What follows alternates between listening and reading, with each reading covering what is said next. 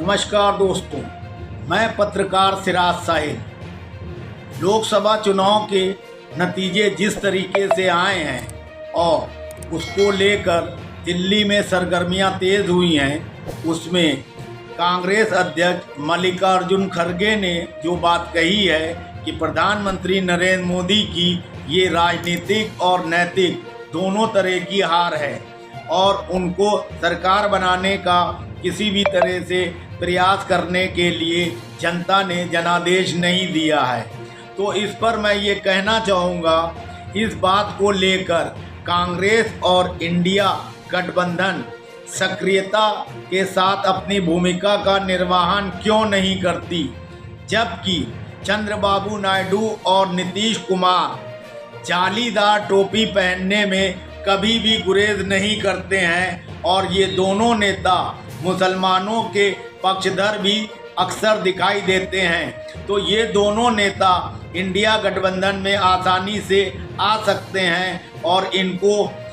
सरकार में शामिल करके भारी भरकम मंत्रालय या यूं कहें प्रधानमंत्री पद और उप प्रधानमंत्री पद भी दिया जा सकता है, जिससे प्रधानमंत्री नरेंद्र मोदी को तीसरी बार प्रधानमंत्री बनने से रोका जा सके और जो लड़ाई इंडिया गठबंधन ने ज़मीन पर की थी, संविधान बचाने के लिए, भाईचारा स्थापित करने के लिए, आरक्षण बचाने के लिए, उस लड़ाई को पूरी तरह से चरितार्थ किया जा सके। जिस तरीके से भारतीय जनता पार्टी को इस चुनाव में जनादेश मिला है, तो एक पत्रकार होने के नाते मेरा मानना है कि किसी भी कीमत पर नरेंद्र मोदी साहब को इस बार सरकार बनाने से स्वतः पीछे हट जाना चाहिए, क्योंकि अभी तक जिस तरीके से, जिस हनक और धमक के साथ उन्होंने 10 साल सरकार चलाई है, वैसे वे सरकार किसी भी कीमत पर नहीं चला पाएंगे, क्योंकि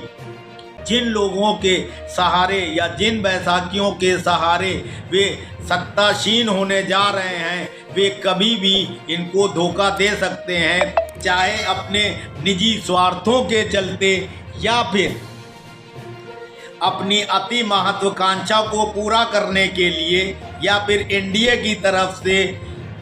सकारात्मक तौर पर उनको सत्ता में भागीदारी ना दिए जाने के बहाने को लेकर प्रधानमंत्री नरेंद्र मोदी और भारतीय जनता पार्टी की जो परिकल्पना हिंदू राष्ट्र को लेकर है और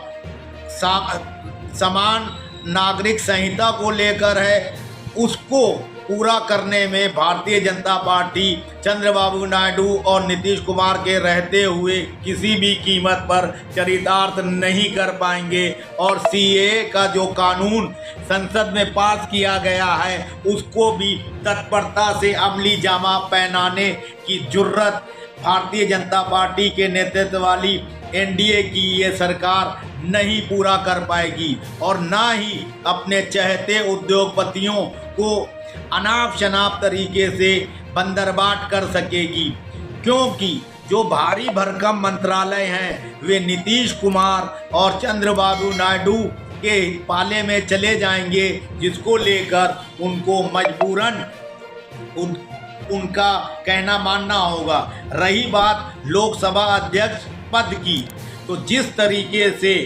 पिछले सालों में ओम बिरला ने लोकसभा अध्यक्ष के तौर पर अपनी भूमिका निभाई है, उसको देखते हुए ये लगता है कि यदि चंद्रबाबू नायडू की तेलुगु देशम पार्टी को लोकसभा अध्यक्ष का पद मिलता है, तो उस दौरान भी सरकार को काफ़ी मशक्क़त करनी पड़ सकती है, क्योंकि लोकसभा अध्यक्ष की भूमिका सदन के संचालन में महत्वपूर्ण होती है और चंद्रबाबू नायडू की पार्टी का लोकसभा अध्यक्ष होने के नाते किसी भी कीमत पर अल्पसंख्यकों, दलितों और पिछड़ों के खिलाफ कोई भी कानून आसानी से पास कराने में सहयोग नहीं करेगा, बल्कि सरकार के खिलाफ भी सख्त रुख अख्तियार कर सकता है तेलुगु देशम पार्टी का लोकसभा अध्यक्ष। अब रही बात कांग्रेस ने जो कहा है कि सही वक्त पर हम निर्णय लेंगे।